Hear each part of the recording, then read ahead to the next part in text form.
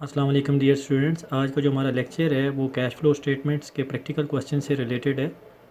तो cash flow statement की आज हमारे पास परफॉर्म है। सबसे पहले हमारे पास कैश फ्रॉम ऑपरेशन है। दो कॉलम हमने बनाया है, एक इनर कॉलम है, एक आउटर कॉलम है। टॉप पे हेडिंग दी है कैश फ्रॉम ऑपरेशन, जिसमें सबसे पहले आपने स्टार्ट लेना है नेट इनकम और नेट प्रॉफिट। ये आपको क्वेश्चन में गिवन होगा। आउटर कॉलम में आप लिखोगे, उसमें ऐड कर दोगे non cash chargeable expenses, depreciation है, अमार्टाइजेशन है, रिजर्व है, loss on sale of fix asset. Loss on sale of fix asset mean ये कैश फ्रॉम ऑपरेशन नहीं है, ये अदर एक्सपेंस था हमारा। तो पहले इनकम में से लेस हुआ होगा, जिसकी वजह से हमारी इनकम डिक्लाइन कर गई होगी। तो अब इसको ऐड बैक हम कर रहे हैं। फिर उसके बाद प्रोविजन फॉर टैक्सेशन, ये अप्रोप्रिएशन से रिलेटेड है। Profit and loss appropriation account जो कंपनी फाइनल अकाउंट में आप लोगों ने पढ़ना है, उससे रिलेटेड है। ये भी हमारे पास प्रोविजंस होती हैं और इसको भी आपने क्या करना है, ऐड करना है। मीन आउटसाइड, इसमें कैश आउटफ्लो नहीं होता है। डिविडेंड पे जो किया है कैश की सूरत में, ये भी अप्रोप्रिएशन क्या है, कैश फ्रॉम ऑपरेशन से इसका रिलेशन नहीं है, तो लिहाजा इसको हमने ऐड किया। ऐड करने के बाद आउटर में लेके गए और इसको हमने नेट प्रॉफिट में ऐड कर दिया। फिर उसके बाद लेस कर देंगे gain on sale of fix asset, क्योंकि gain on sale of fix asset other income होती है। हमारी इनकम स्टेटमेंट में अदर इनकम शो की जाती है, तो लिहाजा इसकी वजह से हमारी जो इनकम होगी वो इंक्रीज़ हुई होगी। तो हम इसको लेस करेंगे तो हमारे पास वो ऑपरेटिंग इनकम से रिलेटेड जो है आइटम रह जाएंगे। फिर उसके बाद ऐड कर देंगे हम इसमें डिक्रीज़ इन current assets other than cash. Cash के अलावा हमारे पास जितने भी करंट एसेट्स होंगे उनमें जो डिक्रीज़ हो रहा है वो हम क्या कर देंगे, इसमें ऐड कर देंगे। मीन अकाउंट रिसीवेबल में अगर कमी हो रही है तो उसका मतलब ये हमारे पास कैश इनफ्लो हो रहा है। फिर उसके बाद ऐड कर देंगे इसमें इंक्रीज़ इन करंट लाइबिलिटीज़। जो करंट लाइबिलिटीज़ में इंक्रीज़ हो रहा है तो दैट मीन हमारे पास आउटफ्लो कैश का कम हुआ है, क्रेडिट ट्रांजेक्शन हमारी ज़्यादा हुई हैं। ये ऐड करने के बाद फिर हम इसमें से लेस कर देंगे increase in current assets other than cash. जो करंट एसेट में इंक्रीज़ होगा, मीन अकाउंट रिसीवेबल में इंक्रीज़ हुआ, इन्वेंट्रीज़ में इंक्रीज़ हुआ, तो हमने ज़्यादा परचेज़ की हैं। अकाउंट रिसीवेबल मीन हमारी क्रेडिट ट्रांजेक्शन ज़्यादा हुई हैं, जिससे हमारे पास कैश इनफ्लो कम हुई है। फिर उसके बाद डिक्रीज़ इन करंट लाइबिलिटीज़। करंट लाइबिलिटीज़ में कमी तभी होगी जब हम उसकी पेमेंट करेंगे। ये सारे के सारे इनर कॉलम में ऐड करके आउटर में से हम इसको लेस कर देंगे, तो हमारे पास कैश फ्रॉम ऑपरेशन और cash loss from operation, mean अगर माइनस में आ गया तो ये कैश लॉस फ्रॉम ऑपरेशन होगा। फिर उसके बाद हमने बनानी है cash flow statement. Cash flow statement सबसे पहले टॉप पे आपने बिज़नेस नेम, जो भी बिज़नेस है, एक्स वाई लिमिटेड जो भी है, उसकी कैश, जिसकी कैश फ्लो आप बना रहे हैं उसका नाम मेंशन करना है। Cash flow statement for the year ended, जो डेट होगी वो आपने मेंशन करनी है। इसमें सबसे पहले हमारे पास इनर और आउटर कॉलम है। ये कैलकुलेशंस के लिए हमने कॉलम बनाए हुए हैं।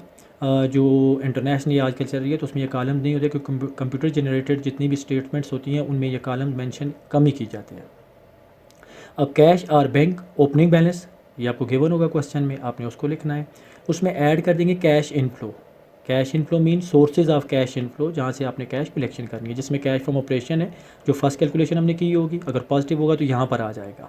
फिर उसके बाद sale of fix asset on cash, cash की सूरत में कोई भी फिक्स एसेट तो हमारे पास कैश इनफ्लो होगा। बारविंग लोन, कोई लोन वगैरह हमने कर्ज लिया है किसी से भी तो वो भी हमारे पास कैश इनफ्लो होगा। इशू ऑफ बॉन्ड्स और शेयर्स ऑन कैश, कैश की सूरत में हमने शेयर्स इशू किए हैं, बॉन्ड्स इशू किए हैं, तो हमारे पास कैश इनफ्लो होगा। इन सब को हम इनर कॉलम में ऐड करके आउटर में लेके जाएंगे और हमारे पास ओपनिंग बैलेंस है उसमें ऐड कर देंगे। फिर लेस कर देंगे कैश आउटफ्लो। इसको एप्लीकेशन ऑफ कैश आउटफ्लो भी कहा जाता है, एप्लीकेशन ऑफ कैश भी कहा जाता है, जिसमें हमारे पास सबसे पहले कैश लॉस फ्रॉम ऑपरेशन, अगर वो माइनस में आ गया तो यहाँ पर आ जाएगा। फिर उसके बाद purchase of fix assets on cash, cash की सूरत में कोई भी हमने फिक्स एसेट परचेज किया है वो आ जाएगा। फिर पेमेंट ऑफ लोन है, जो लोन वगैरह की हमने पेमेंट्स की है तो आउटफ्लो में आ गया। Bonds redemption mean payment, repayment जो उसकी होगी, जो हम बॉन्ड्स इशू करते हैं स्पेसिफिक टाइम पीरियड के लिए, 5 ईयर, 7 ईयर, 10 ईयर्स, तो उसके बाद जब मेच्योरिटी जब उसकी, तो उसकी जब पेमेंट होती है उसको रिडेम्पशन कहा जाता है। वो भी आउटफ्लो में आ जाएगा। Payment of cash dividend, interest वगैरह जो पे किया है वो भी आउटफ्लो में आ जाएगा। तो इधर हमने इनर कॉलम में इन सबको ऐड करके आउटर में लेके गए और जो हमारे पास ऊपर जो कैश का और जो हमारे पास कैश इनफ्लो का टोटल सम था उसमें से हमने इसको माइनस किया तो हमारे पास कैश का क्लोजिंग बैलेंस आ जाएगा। ये हमारे पास परफॉर्मेंस थे जी कैश फ्लो स्टेटमेंट के। अब इसके बाद हमारे पास क्वेश्चन है, क्वेश्चन नंबर 1 है, following are the condense balance sheet of Star Limited. Star Limited की हमारे पास बैलेंस शीट है जिसमें 1998, 1999 है। इक्विटी शेयर कैपिटल है 4 लाख 4 लाख। फिर उसके बाद रिजर्व एंड सरप्लस 2,82,000, 3,46,000 है। फिर उसके बाद डेप्रिसिएशन रिजर्व है 20,000, 28,000। सिक्योर्ड नोन है 40,000, 60,000। फिर उसके बाद क्रेडिटर्स फॉर गुड्स 1,29,000, 1,06,000। फिर उसके बाद आउटस्टैंडिंग एक्सपेंसेस 17,000, 3,000। फिर उसके बाद हमारे पास प्लांट एंड इक्विपमेंट है 5,70,000, 6 लाख। इन्वेंट्रीज है 1,96,000, 2,26,000 और डेटर्स हैं 79,000, 57,000 और फिर उसके बाद कैश एट बैंक है 43,000, 60,000। करना ये है कि इसमें सबसे पहले हमने प्रॉफिट फाइंड आउट करने के प्रॉफिट किधर है।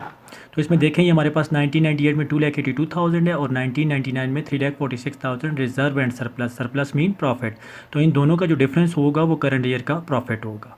फिर उसके बाद डेप्रिसिएशन में देखें, डेप्रिसिएशन रिजर्व में 20,000 हमारे पास 1998 का था और 1999 में ये 28,000 हो गया। तो इसका मतलब ये 4,000 का इंक्रीज़ है। ये नॉन कैश चार्जेबल एक्सपेंस है तो हमारे पास इनकम में ऐड हो जाएगी।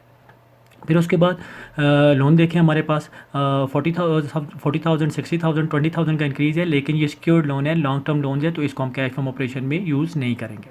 क्रेडिटर्स फॉर गुड्स ये करंट लाइबिलिटी है, इसमें देखें 1,29,000, 1,06,000 डिक्रीज़ हुई है, तो डिक्रीज़ इन करंट लाइबिलिटी जो है ये लेस हो जाएगा।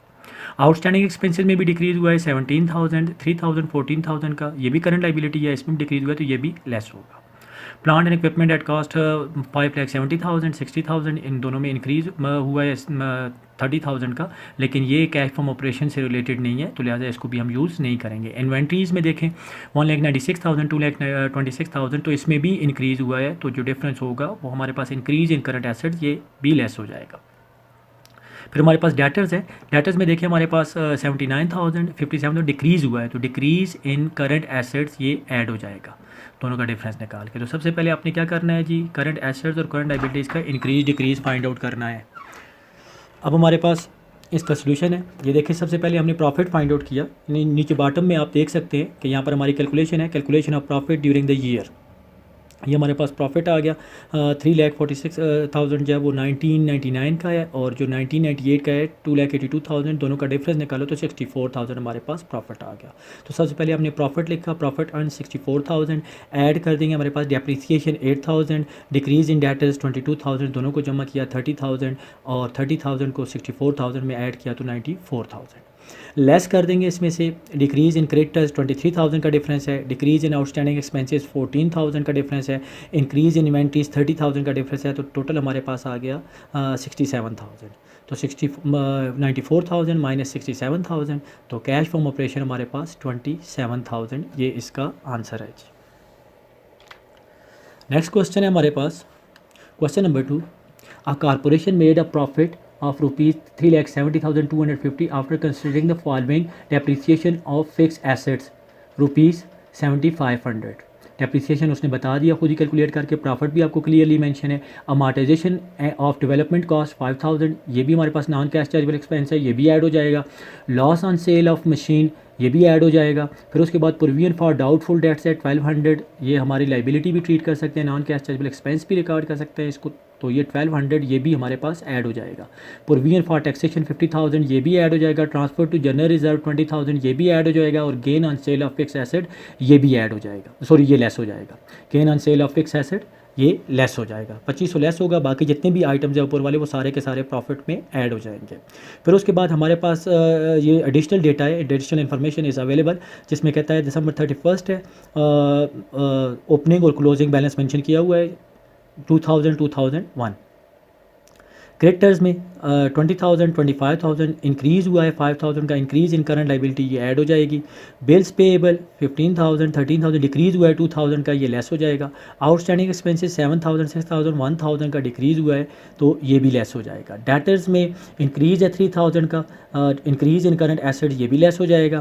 फिर उसके बाद बिल रिसीवेबल 12,000, 10,000 डिक्रीज़ हुआ है, इसमें जो डिक्रीज़ हुआ है ये ऐड हो जाएगा। प्रीपेड एक्सपेंसेस करंट एसेट्स है 1,600, 1,700, 100 इंक्रीज़ हुआ है तो ये भी लेस हो जाएगा। और रिक्वायरमेंट कहता है you are required to determine the cash from operation, आपने क्या चीज़ फाइंड आउट करनी है, cash from operation find out करनी है। तो हमारे पास सोल्यूशन है जी, कैश फ्रॉम ऑपरेशन हमने फाइंड आउट किया। सबसे पहले हमारे पास प्रॉफिट आ गया 3,70,250, उसमें आप ऐड कर दोगे जिसमें हमारे पास सबसे पहले डेप्रिसिएशन ऑन फिक्स एसेट 7,500 है, अमार्टाइजेशन एंड डेवलपमेंटल कॉस्ट जो है वो 5,000 है, loss on sale of machine 600, provision for doubtful debts 1,200, फिर उसके बाद प्रोविजन फॉर टैक्सेशन 50,000 है और ट्रांसफर टू जनरल रिजर्व 20,000। इन सब को हमने ऐड किया क्योंकि ये जो प्रोविजन फॉर टैक्सेशन है और ट्रांसफर टू जनरल रिजर्व ये अप्रोप्रिएशन के आइटम्स है, तो हमारे पास जो ऑपरेटिंग इनकम आ जाती है, नेट इनकम आफ्टर टैक्स जो है, उसमें से हम ये प्रोविजन बनाते हैं। उसके बाद हमने इसमें से लेस कर दिया gain on sale of fix asset 2500, तो हमारे पास 4,52,050 आ गया। फिर इसमें ऐड कर देंगे हमने डिक्रीज़ इन करंट एसेट्स में, जिसमें हमारे पास बिल रिसीवेबल में 1500 का डिक्रीज़ हुआ है। फिर उसके बाद इंक्रीज़ इन करंट लायबिलिटी या क्रेडिटर्स में 5000 का इंक्रीज़ हुआ है, तो 6500 हमने ऐड कर दिया आउटर में। तो हमारे पास टोटल सम आ गया 4,58,550। फिर लेस कर देंगे डिक्रीज़ इन करंट लायबिलिटीज़, जिसमें बिल्स पेबल में 2000 की कमी हुई है, कैश आउटफ्लो हुआ है, आउटस्टैंडिंग एक्सपेंसेस में 1000 की जो है वो कमी हुई है, तो ये भी। और फिर उसके बाद लेस कर देंगे हम इंक्रीज़ इन करंट एसेट्स, जिसमें हमारे पास डेटर्स है 3000 और प्रीपेड एक्सपेंसेस में 100। टोटल सम कर दिया 6100 आ गया। और टोटल में से जब हमने लेस किया तो हमारे पास 4,52,450 कैश फ्रॉम ऑपरेशन आ गया जी। ये हमारा आज का क्वेश्चन था जी। बहुत बहुत शुक्रिया आपका जी। अल्लाह हाफिज़।